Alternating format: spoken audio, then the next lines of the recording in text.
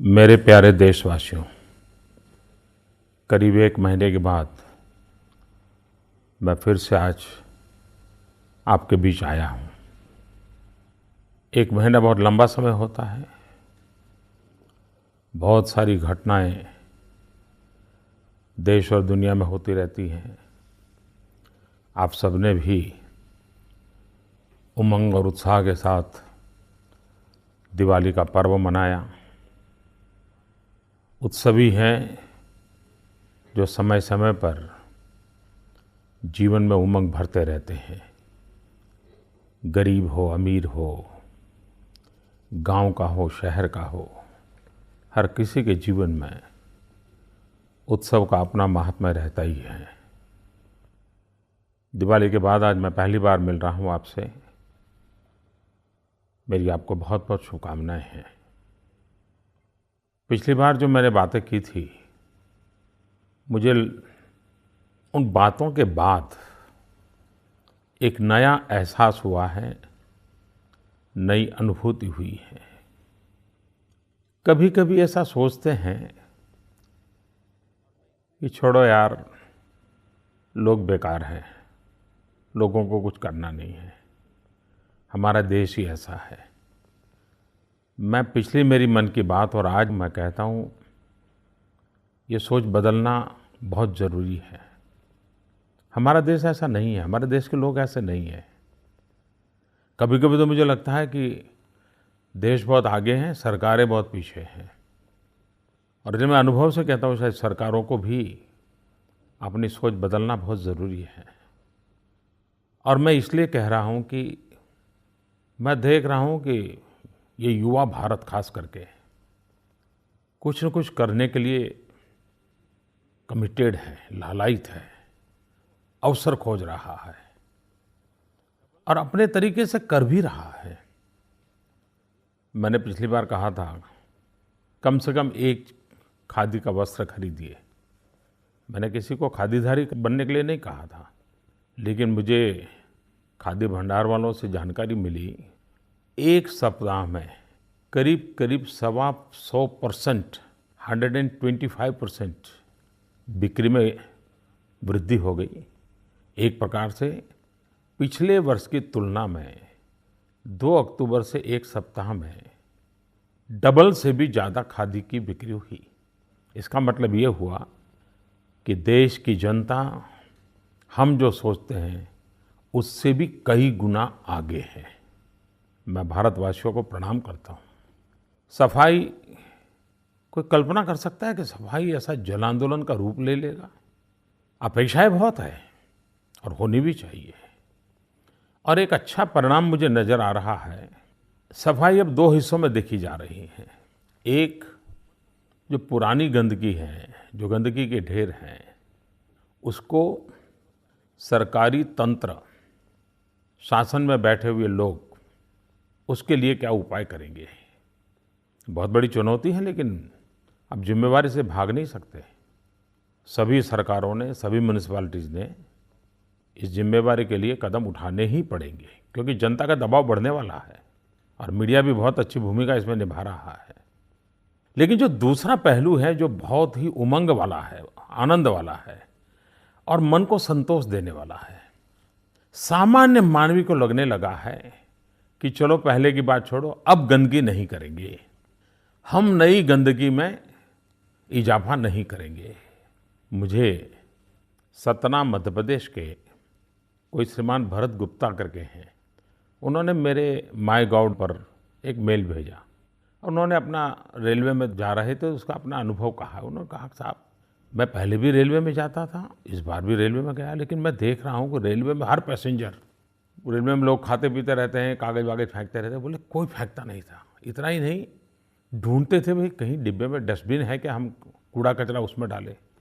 और जब देखा कि भाई रेलवे में ये व्यवस्था तो नहीं है, तो उन्होंने खुद ने एक कोने में ही सब लोगों ने अपना कूड़ा कचरा इकट्ठा कर दिया। बोले ये मेरे लिए बहुत ही सुखद अनुभव था। मैं भरत जी का आभारी हूँ कि उन्होंने ये जानकारी मुझे पहुँचाई। लेकिन मैं देख रहा हूँ कि सबसे ज़्यादा प्रभाव छोटे छोटे बच्चों में हुआ है। सैकड़ों परिवार ये बात की चर्चा करते हैं कि हमारा बच्चा अभी कहीं चॉकलेट खाता है तो कागज़ तुरंत उठा लेता है।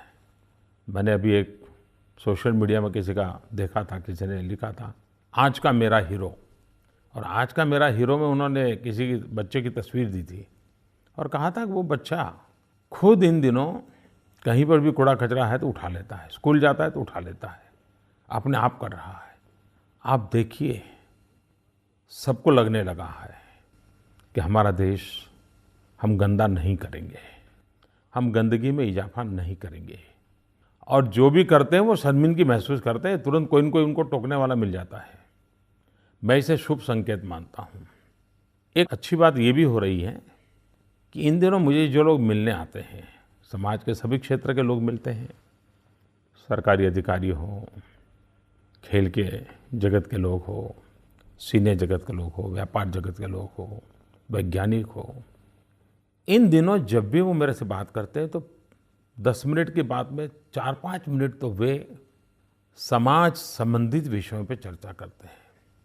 कोई सफाई पे बात करता है, कोई शिक्षा पे बात करता है, कोई सामाजिक सुधार के संबंध में चर्चा करता है, कोई हमारा पारिवारिक जीवन नष्ट हो रहा है उस पर चर्चा कर रहा है। मैं समझता हूँ कि वरना पहले तो ऐसा कोई व्यापारी आएगा तो सरकार के बाद वो अपने स्वार्थ की बात करेगा, लेकिन एक बड़ा बदलाव मैं देख रहा हूँ। वो अपने स्वार्थ की बातें कम, समाज संबंधित कुछ न कुछ जिम्मेवारियाँ लेने की बात ज़्यादा करते हैं। ये चीज़ें हैं जो मैं जब जोड़ करके देखता हूँ तो मुझे ध्यान आता है कि एक बहुत अच्छे बदलाव की दिशा में हम आगे बढ़ रहे हैं। और ये बात सही है, गंदगी से बीमारी आती है, लेकिन बीमारी कहाँ आती है? क्या अमीर के घर में आती है क्या? बीमारी सबसे पहले गरीब के घर पर ही दस्तक देती है। अगर हम स्वच्छता करते हैं ना, तो गरीबों का सबसे बड़ा मदद करने का काम करते हैं। अगर मेरा कोई गरीब परिवार बीमार नहीं होगा तो उसके जीवन में कभी आर्थिक संकट भी नहीं आएगा। वो स्वस्थ रहेगा तो मेहनत करेगा, कमाएगा, परिवार चलाएगा। और इसलिए मेरी स्वच्छता का सीधा संबंध मेरे गरीब भाई बहनों के आरोग्य के साथ है। हम गरीबों की और अच्छी सेवा कर पाएं या न कर पाएं, हम गंदगी न करें ना तो भी गरीब का भला होता है। इसको इस रूप में हम लें, अच्छा होगा।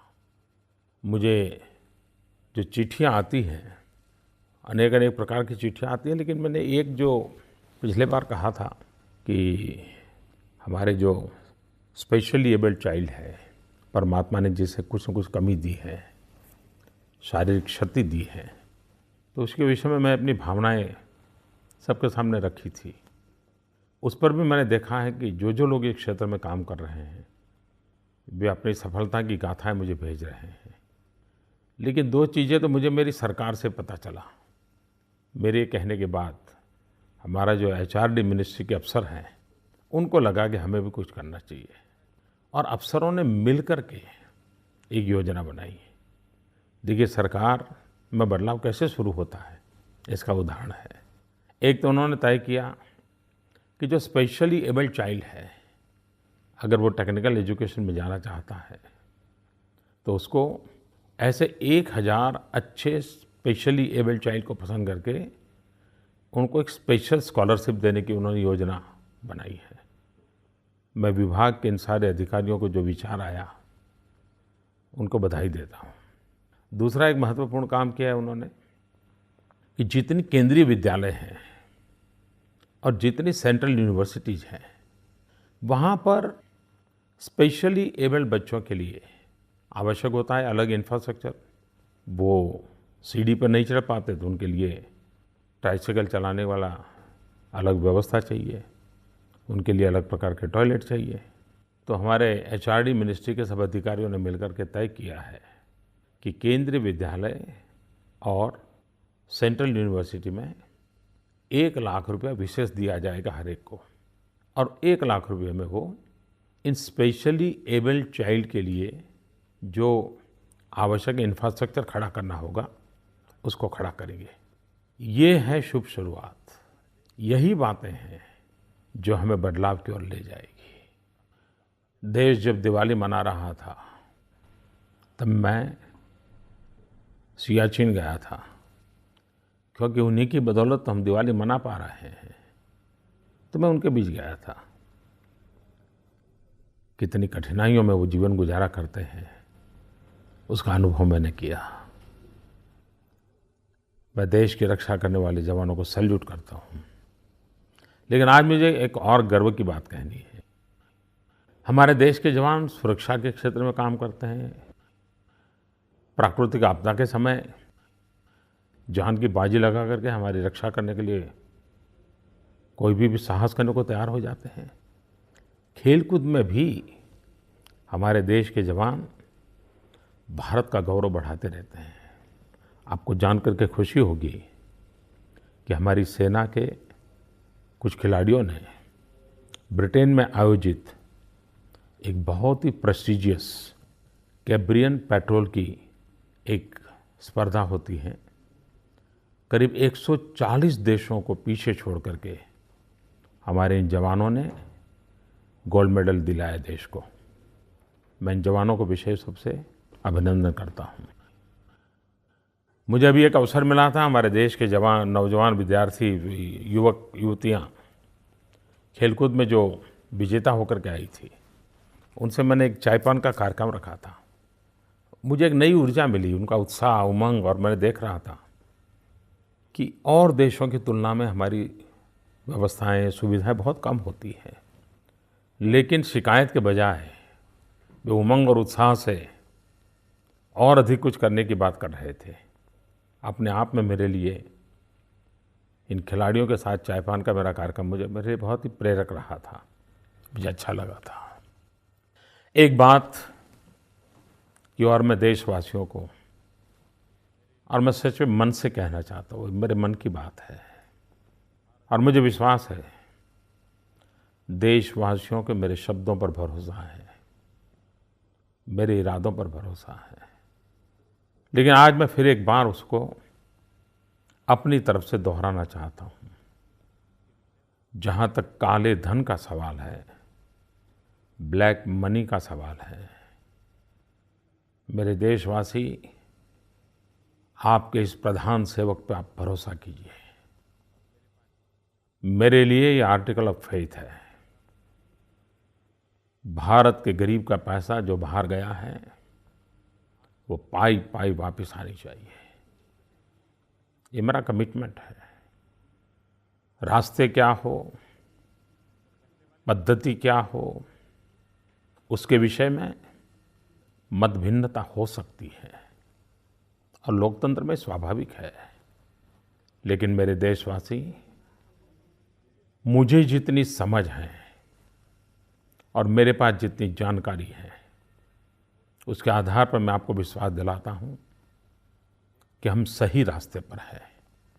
आज तो किसी को पता नहीं है, न मुझे पता है, न सरकार को पता है, न आपको पता है, न पहले वाली सरकार को भी पता था कि कितना धन बाहर है। हर कोई अपने अपने तरीके से अलग अलग आंकड़े बताते रहते हैं। मैं उन आंकड़ों में उलझना नहीं चाहता हूँ। मेरी प्रतिबद्धता ये है, 2 रुपया है, 5 रुपया है, करोड़ है, अरब है कि खरब है, जो भी है, ये देश के गरीबों का पैसा है, वापस आना चाहिए। और मैं आपको विश्वास दिलाता हूँ, मेरे प्रयासों में कोई कमी नहीं रहेगी, कोई कोताही नहीं बरती जाएगी। मुझे बस आपके आशीर्वाद बने रहें। मैं आपके लिए जो भी करना पड़ेगा, जब भी करना पड़ेगा, जरूर करता रहूँगा। ये मैं आपको भरोसा देता हूँ। मुझे एक चिट्ठी आई है, श्रीमान अभिषेक पारिक की तरफ से आई है।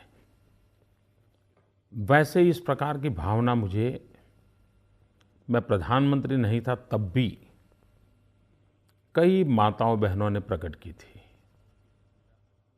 कुछ डॉक्टर मित्रों ने भी मेरे सामने बात प्रकट की थी और मैं भी भूतकाल में इस विषय पे अपनी भावनाओं को प्रकट करता रहा हूँ। श्रीमान अभिषेक पारिक ने मुझे कहा है कि हमारी युवा पीढ़ी में बहुत बड़ी तेज़ी से नशे का सेवन, ड्रग्स की तरफ झुकाव बढ़ रहा है। उन्होंने मुझे कहा है कि आप इस विषय पर अपने मन की बात में ज़रूर चर्चा करें। मैं उनकी इस पीड़ा से सहमत हूँ। मैं अगली मन की बात जब करूँगा, मैं ज़रूर ये नशाखोरी, ये ड्रग्स माफिया और उसके कारण भारत के युवा धन को कितना बड़ा संकट आ सकता है, उसकी चर्चा अगली बार मैं ज़रूर करूँगा। उस विषय में आपके भी कुछ अनुभव हो, आपको कुछ जानकारियाँ हो, इस नशे की आदत वाले बच्चों को आपने अगर बचाया हो, बचाने के कुछ आपके तौर तरीके हो, किसी सरकारी मुलाजिम ने कोई अच्छी भूमिका निभाई हो, अगर ऐसी कोई जानकारी आप मुझे देंगे तो मैं देशवासियों के सामने इन अच्छे प्रयासों की बात पहुंचाऊंगा और हम सब मिलकर के हर परिवार में एक माहौल बनाएंगे कि फ्रस्ट्रेशन के कारण कोई बच्चा इस रास्ते पर न चला जाए। ज़रूर इसकी विस्तार से हम चर्चा करेंगे। मैं जानता हूँ मैं ऐसे विषयों को हाथ लगा रहा हूँ जिसके संबंध में सरकार सबसे पहले कटघरे में आती है, लेकिन हम कब तक चीज़ों को छुपा के रहेंगे? कब तक हम पर्दे से पीछे सब बातों को टालते रहेंगे? कभी न कभी तो अच्छे इरादे के लिए संकट मोलना ही पड़ेगा। मैं भी ये हिम्मत कर रहा हूँ आपके प्रेम के कारण, आपके आशीर्वाद के कारण, और मैं करता रहूँगा। कुछ लोगों ने ये भी मुझे कहा कि मोदी जी आप तो कहते हैं हमारे सुझाव दीजिए, फेसबुक पर दीजिए, ट्विटर पर दीजिए, ईमेल भेजिए, लेकिन देश का बहुत बड़ा वर्ग है जिनके पास ये है ही नहीं, तो वो क्या करें? आपकी बात सही है, ये सुविधा सबके पास नहीं है। तो मैं आपको कहता हूँ कि मेरी मन की बात के संबंध में अगर आप कुछ कहना चाहते हैं, तो गांव-गांव रेडियो में मेरी बात तो सुनते हैं, तो आप मन की बात आकाशवाणी, संसद मार्ग, नई दिल्ली, अगर चिट्ठी भी भेज देंगे और कुछ सुझाव देंगे, वो ज़रूर मुझ तक पहुंच जाएगा और मैं ज़रूर उसको गंभीरता से लूँगा, क्योंकि सक्रिय नागरिक ये विकास की सबसे बड़ी पूंजी होता है। आप एक चिट्ठी लिखते हैं मतलब कि आप बहुत सक्रिय हैं। आप अपना अभिप्राय देते हैं मतलब कि आप देश की विषयों से कंसर्न है, और यही तो देश की ताकत होती है। मैं आपको निमंत्रण देता हूँ, मेरे मन की बात के लिए आपके मन की बात भी जुड़नी चाहिए। हो सकता है आप ज़रूर चिट्ठी लिखेंगे। मैं कोशिश करूँगा फिर अगले महीने आपसे बात करने की। मेरा प्रयास रहेगा जब भी बात करूँगा रविवार को करूँगा, 11 बजे करूँगा। अब मौसम बदल रहा है, धीरे धीरे ठंड की शुरुआत हो रही है। स्वास्थ्य के लिए बहुत अच्छा मौसम होता है ये। कुछ लोगों के लिए मौसम खाने के लिए बहुत अच्छा होता है, कुछ लोगों के लिए अच्छे अच्छे कपड़े पहनने के लिए मौसम होता है, लेकिन इसके साथ साथ स्वास्थ्य के लिए भी ये बहुत अच्छा मौसम होता है। इसे जाने मत दीजिए, इसका भरपूर उपयोग कीजिए। बहुत बहुत धन्यवाद।